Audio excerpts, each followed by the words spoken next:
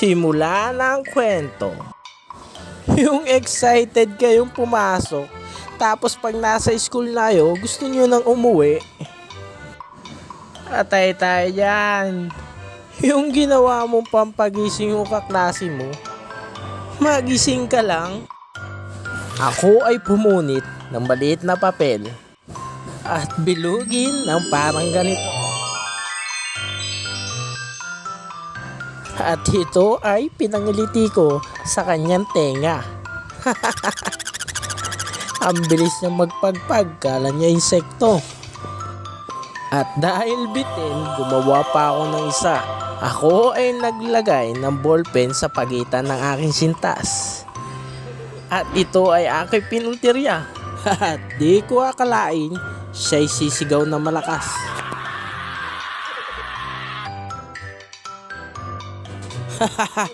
Gulat na gulat ang lahat. Lalong-lalo na ang aming teacher. Kami ay pinatayo sa harapan. At akala nyo ba natatapos na ang lahat?